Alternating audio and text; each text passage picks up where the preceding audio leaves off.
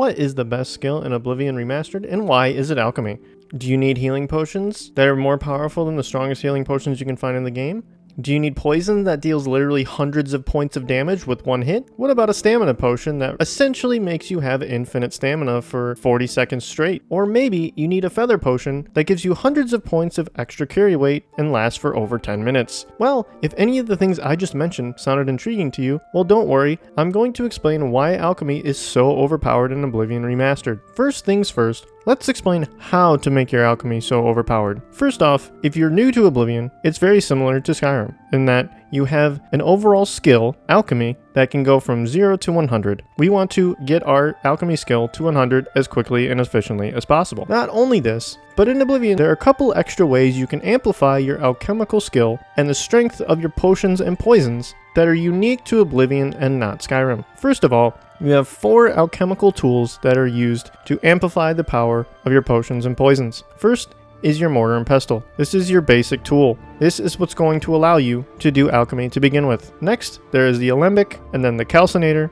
and the retort. For a quick overview, the mortar and pestle is what allows you to make potions and poisons. Not only this, but it boosts your alchemy skill based on the type you have, going from novice all the way to master. Next is the retort, which increases the magnitude and duration of all the positive effects of your potions. This doesn't have any effect on the effectiveness of your poisons. The calcinator increases the magnitude and duration of all effects, both positive and negative, so it will affect your potions and your poisons. The alembic is the opposite of the retort. It boosts the magnitude and duration of all negative side effects of your poisons and in your potions if they have any to begin with. As mentioned before, all of these items can be boosted in effectiveness if you find higher level versions of them, going all the way up to master. Preferably, you get them as soon as possible. Now, one more thing to mention is to get the master level versions of these, you cannot buy them in shops. They can only be found in dungeons, particularly those filled with conjurers and necromancers, after you hit level 17. Along with these items, there is an extra spell available to us that is not present in Skyrim, and that is the Fortify skill spell, which is found within the Restoration School of Spells. Unfortunately, this spell does absolutely nothing, except train your restoration skill. Basically,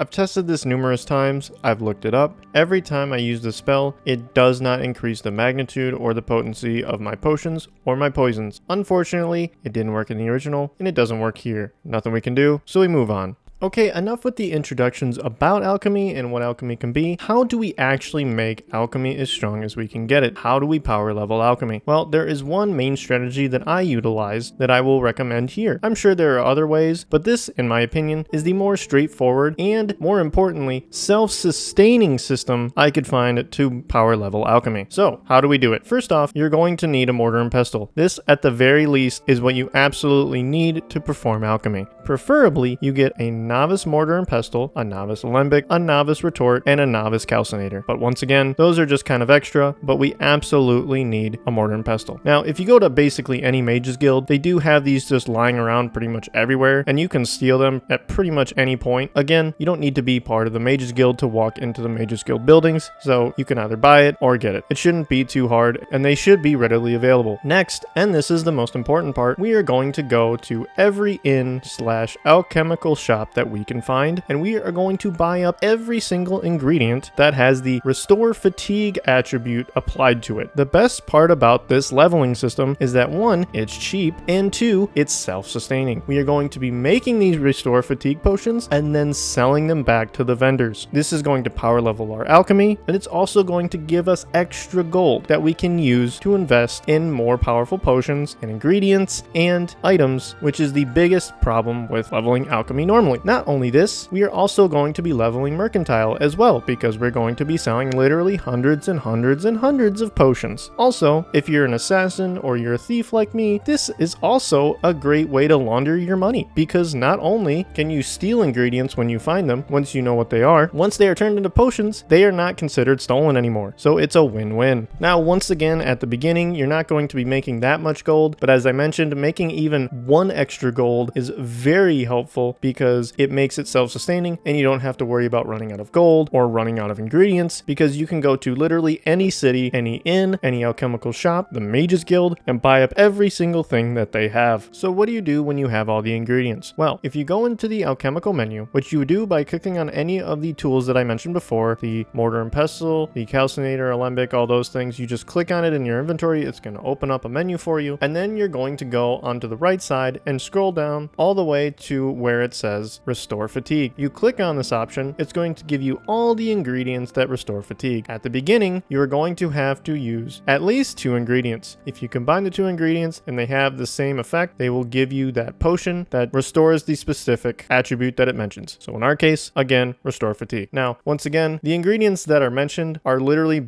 mostly food. So if you see food most of the time, again, just double check when you're first starting to do this, then it's probably going to restore fatigue. So we go into the menu, we hit restore fatigue, we click 2 ingredients, and then we just start making a bunch of potions. Repeat as many times as you need. Once again, after you've crafted all these potions, you're going to sell them back to the merchants. Now, in Oblivion, merchants operate slightly differently. They have a maximum amount of gold that one can sell to them. And what I mean by this is that you cannot sell anything that is over that amount. So if you have multiple potions and you want to sell some for like 100 gold or whatever, most of these merchants only max out at 50 gold. So preferably you want to go into a city, buy up every single amount of ingredients for the potions that you can find, stolen or otherwise, make the potions, and either go to the Mages Guild or a proper merchant. These will have upwards of 800 to 1,000 to over 1,000 gold cap, and you can sell as much as you want. Also, another important point is that there is a haggle system in Oblivion. I won't go into too much detail because that's not the point of the video, but the more people like you, the better deals you can get. So the way I maximize this is, once again, I have all of the tools, I make as many potions as I can, I then go up to a merchant and use a charm spell on them, which gives me an extra 20 to 50 points of extra personality for that specific vendor, and then I ramp up the haggling price as high as I can push it. Once again, if it goes too high, they won't allow you to sell it anyway, so you just have to keep messing with it to figure out where the sweet spot is. But basically, you continue doing this over and over and over and over and over and over and over again, and you will be skyrocketing your alchemical skill.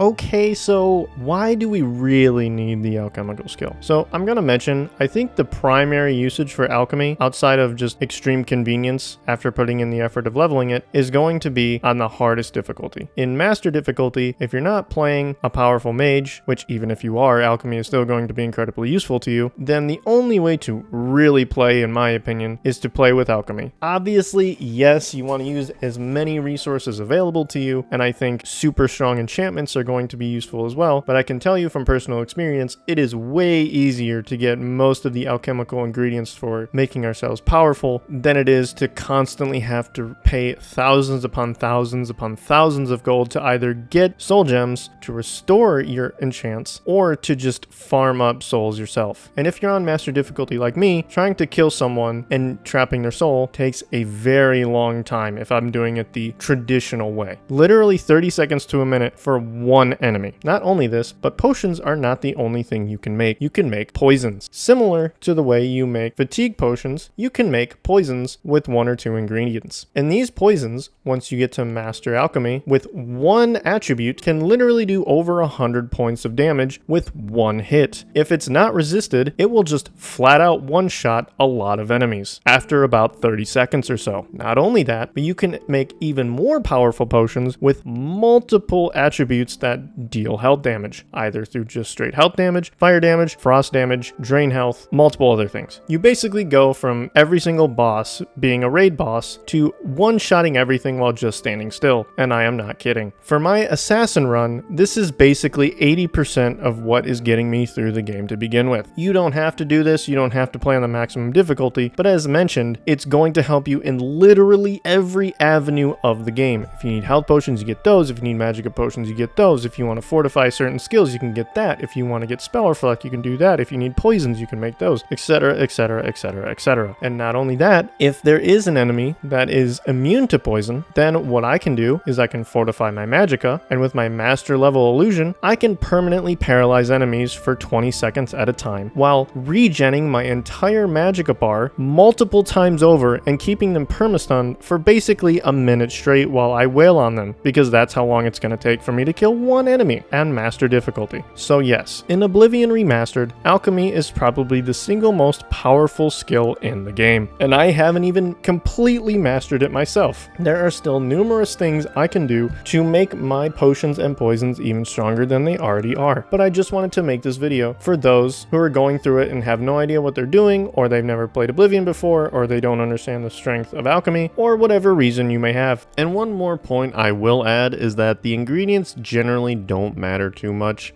There are some specific ingredients that are easier to find than others and are cheaper than others, but at the end of the day, if there is an attribute that says restore health or restore fatigue or damage health or whatever, it's going to be exactly the same and at the exact same potency as every other ingredient. And adding more of the same type of ingredient only guarantees that that effect will show up in your potion or poison. So if you add 2 ingredients, you are guaranteed, for instance, the restore health effect if 2 of those ingredients have restore health. Again, like I said, the more important part is the poisons, because you can make more damaging poisons by adding in multiple different damaging effects. So you have damage health, you have shock damage, you have fire damage, and you have frost damage. And the best poison I have been able to make myself is a poison that does damage health, shock damage, and frost damage all at once. It does almost 700 points of damage over the course of the entire poison, and can pretty much one-shot anything if they are susceptible to poison. So yeah,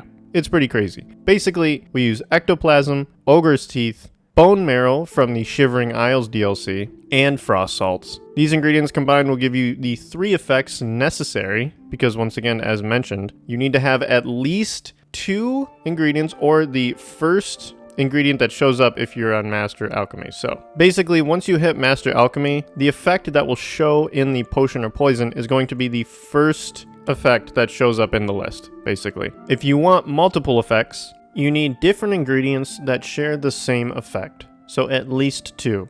If you have 2 ingredients that say restore health, they will guarantee you will get a restore health effect in your poison or potion. So you have an apple and you have nightshade, and they both share the damage health effect, which means the damage health effect is going to show up in the poison, as opposed to the restore fatigue effect, if that makes sense. Anyway, thanks for watching, and I'll see you in the next video.